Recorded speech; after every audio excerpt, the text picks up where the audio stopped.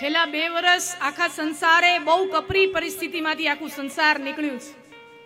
બધાએ બહુ ખરાબ સમય જોયો. કોઈને કોઈએ પોતાના નજીકના સ્વજનને, પોતાના મિત્રને, પોતાના માતા પિતાને, પરિવારને, ભાઈ બહેન, કુટુંબ સગંદા સંબંધી, યુવાન લોકો આપણે ખોયા છે. ખૂબ કપરો પરિસ્થિતિમાંથી આ જગત પસાર થયું છે. અને એમાંય 2022માં હું ને તમે આપણા પરિવાર સમેત હેમખેમ સારા સ્વાસ્થ્ય સાથે, સારા મન અને તન અને ધન સાથે આપણે હેમખેમ 2022માં ગોઠવાઈને કથા સાંભળીએ છીએ. એ આપણા મહાદેવની કૃપા છે. આપણા અને આપણા પરિવાર ઉપર આ મહાદેવની કૃપા છે. એનો સાક્ષાત પુરાવો છે. એનો સાક્ષાત પુરાવો છે. આમ કહેવાય ને કે રસ આમ ચૂસાઈ ગયો તો જીવનમાંથી. 2 વર્ષ આપણા બધાયના એવા નીકળ્યા હતા. વેપારીઓને એમ થાય કે નવો જેને વેપાર ચાલુ કર્યો હોય, જેનો ખૂબ જામી ગયો હોય, એને ટેન્શન હતું. જેને નવું જમાવ્યું હતું, બધાયને અનિશ્ચિતતાઓ કે હવે આગળ શું થશે. ગૃહિણીઓને પોતાના ઘર પરિવારનું કેમ ચલાવવું, આ તે બધાય બહુ ખરાબ પરિસ્થિતિઓમાંથી પસાર થયા.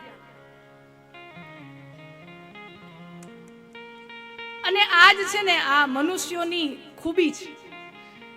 આપણી અંદર જે વિકટમાં વિકટ પરિસ્થિતિઓની સામે ઝઝૂમીને છતાંય આગળ વધતું રહેવું, ચાલતું રહેવું, ચરાઈ વહીતી, ગમે એ તુફાનો આવે, ગમે એ થાય, પણ આવનારો દિવસ જે ગયો છે, પાછળનો ટાઈમ ગયો છે, એના કરતાં આવવા વાળો દિવસ સારો ઉગશે એવી આશા સાથે હું ને તમે જે ઉઠીએ છીએ રોજ, એ આપણા ઉપર ભગવાનની કૃપા ના હોય તો માનસિક બીમારીઓમાં સરી જતા વાર નથી લાગતી.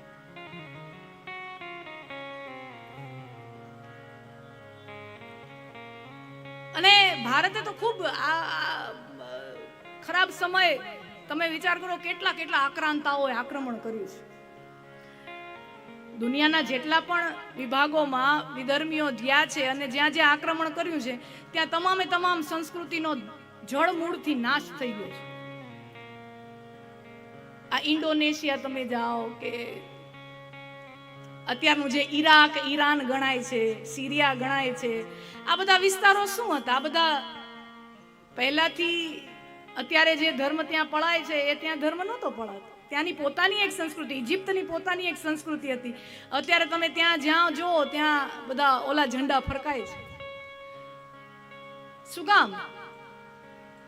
ત્યાં એ દરેક દેશની પોતાની એક સંસ્કૃતિ હતી. પણ આ વિધર્મીઓ જ્યાં ગયા ત્યાં એ સંસ્કૃતિનો સમૂળગો નાશ થઈ ગયો અને ત્યાં પોતપોતાનો ધર્મ સ્થાપ્યો.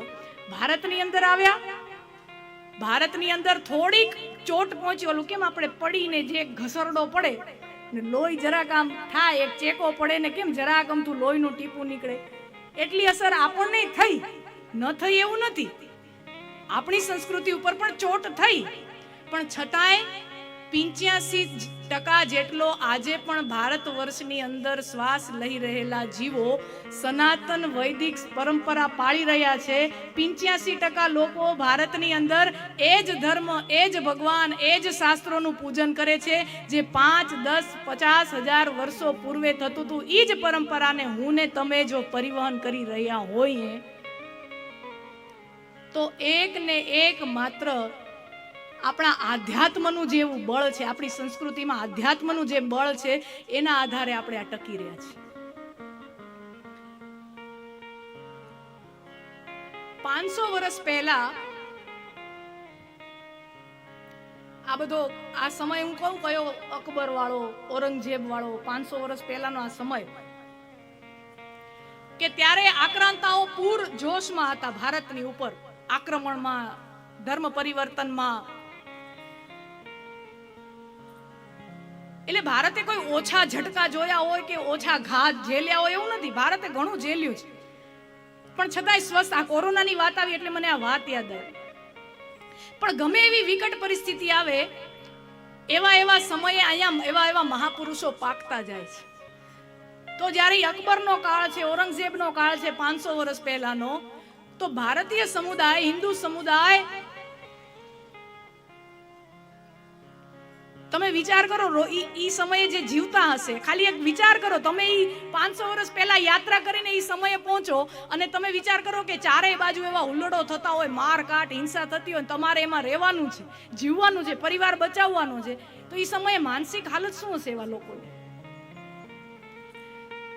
ત્યારે વિચાર કરો માનસિક હાલત લોકોની શું હશે. તો વારાણસીમાં, કાશીમાં મહાપુરુષ થઈ ગયા કે ના, લોકોને કંઈક બળ જોઈએ છે, લોકોને કંઈક મોટિવેશનના ઇન્જેક્શન જોઈએ છે, લોકોને આત્મવિશ્વાસના ઇન્જેક્શન, એને દવાઓ જોઈએ છે. તો એ દવા કઈ? ગોસ્વામી તુલસીદાસજીએ રામચરિત માનસની રચના કરી નાખી 500 વર્ષ પહેલા અને કીધું કે આ બધા અકબર ને ઔરંગઝેબ ને આવા નાના નાના બટુકડા જેવા આક્રાંતાઓની સામે શું તમે એનાથી શું બી જવાનું હોય? હું તમને એક કથા કહું છું, કથા સાંભળો તમે. દુનિયાનો સૌથી મોટો વિલન, દુનિયાનો સૌથી મોટો આક્રાંતા, દુનિયાનો સૌથી મોટો બદમાશ હતો રાવણ. ઈ રાવણની સામે ભારતના 2 યુવાનો, કાઈ નહીં, કોઈ શસ્ત્ર સરંજામ નહીં, કોઈ સેના નહીં, કોઈ લશ્કર નહીં. સીતાજીનું હરણ થયું હતું ત્યારે તો રામ ને લક્ષ્મણ તો 2 એકલા હતા, એની પાસે કોઈ સેના નહોતી, 2 જણા જ હતા. પણ ભારતના 2 યુવાનો જેની પત્ની હરાઈ ચૂકી છે, એનું હરણ થઈ ચૂક્યું છે અને એને પાછી માનભેર મેળવવાની છે, અને કોની પાસેથી લેવાની છે? કે દુનિયાનો સૌથી ખતરનાક આતંકવાદી રાવણ, એની પાસેથી લેવાની છે. તો માત્ર ને માત્ર વિચાર કરો, જો 2 યુવાનો પોતાના આત્મવિશ્વાસે ત્યાં જતા હોય અને 2 માંથી લંકા સુધી પહોંચે, ત્યાં 2 માંથી 2 લાખ થઈ જાય. ચાલ્યા હતા 2, પણ લંકાના રામ સેતુ ત્યાં બંધાણો, ઈ રામ સેતુ બંધાતા બંધાતા 2 માંથી 2 લાખ થઈ ગયા. રાવણે જોતો રહી ગયો છે કે આવ્યા હતા તો 2 જણા, હું જ્યારે સીતાજીને લઈ આવ્યો ત્યારે તો 2 જણા હતા, આ 2 માંથી 2 લાખ કેમ થઈ ગયા? આ ધર્મનો પ્રતાપ છે, આ સત્યનો પ્રતાપ છે, આ નીતિનો પ્રતાપ છે. જો તમારી અંદર સત્ય હશે, નીતિ હશે, ધર્મ હશે, તો ગમે તેવી આંધી આવશે, ગમે તેવા તુફાનો આવશે, તમે એનો ઝઝૂમીને સામનો કરી શકશો અને વિજય તમારી જ મળશે. આ કથા, રામકથા, આ રામકથાએ એવા કપરા સમયમાં લોકોને બળ આપ્યું અને એટલે આ ધર્મ ટકી ગયો સાહેબ. આ કથાઓએ બળ આપ્યું છે એટલે આ ધર્મ ટકી ગયો. નતર ધર્મ પરિવર્તન માથે આમ તલવાર લટકતી હોય અને કોઈ આમ ધર્મ પરિવર્તન ન થાય, એ તમે સરળ માનો છો? એ કોઈ વાત સરળ છે? આવી કથાઓએ આપણને બચાવ્યા છે.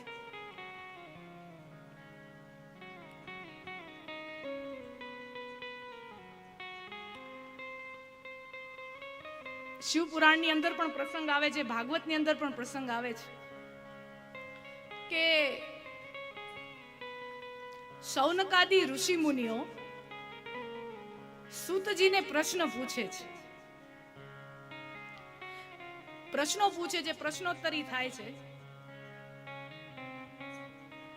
અને ત્યારે એમ પૂછે છે કે આમ તો ભગવાને આપણને બધાને આશ્વાસન આપ્યું છે કે યદા યદા હિ ધર્મસ્ય ગ્લાનિર્ભવતિ ભારત, દુનિયામાં જ્યારે જ્યારે અધર્મ સ્થપાશે, જ્યારે જ્યારે આમ બધી અધર્મનો બોલબાલા હશે, ધર્મ જે એ સંકોચાતો જશે, ત્યારે ત્યારે હું અવતાર ધારણ કરીશ, એવું ભગવાને આપણને આશ્વાસન આપ્યું છે.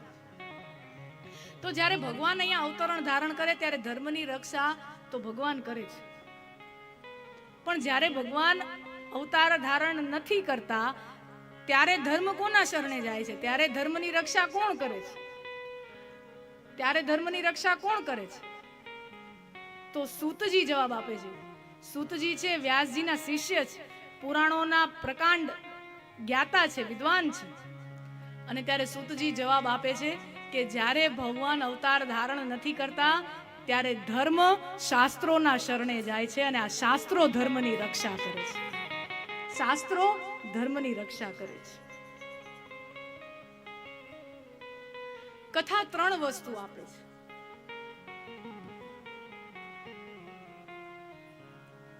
કથા મને ને તમને કોઈને કોઈ સંદેશો આપે છે.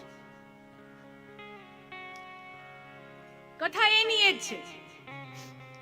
શિવ કથા સાંભળશો તમે પણ અનેકો વાર સાંભળી હશે, રામ કથા સાંભળો તો પણ અનેકો વાર, કૃષ્ણ કથા, આપણે શું અનેકો કથા બદલી ન જાય. રાવણે જ રામનું હરણ કરે અને પાછા રામ લંકા યુદ્ધ વિજય કરી અને સીતાજીને પાછા લઈ આવે. આ કથા બદલે નહીં, દરેક કથાકારે આ જ કથા ગાવી પડે. પણ છતાંય આપણને જો આ કોરોનામાં બધા ઘરમાં બંધ થઈ ગયા હતા અને તોય આપણે ઓલી રામાયણ દૂરદર્શન વાળી આવી પાછી રિલીઝ થઈ. વિચાર કરો, આપણે શું નથી જાણતા એ કથા? આપણને ઈ ઓલો અરવિંદ ગોહિલ રામ ભગવાન ની ડાયલોગ બોલે ને એની પહેલા આપણે બોલી જાય. આપણને રટાયેલા છે, ગોખાયેલા છે ડાયલોગ. હે કાંઈ એવું છે જે આપણે નથી જાણતા? પણ છતાંય દુનિયામાં સૌથી વધુ, દુનિયામાં અત્યારે 800 કરોડની જનસંખ્યા છે. કેટલી? 800 કરોડ. બરાબર?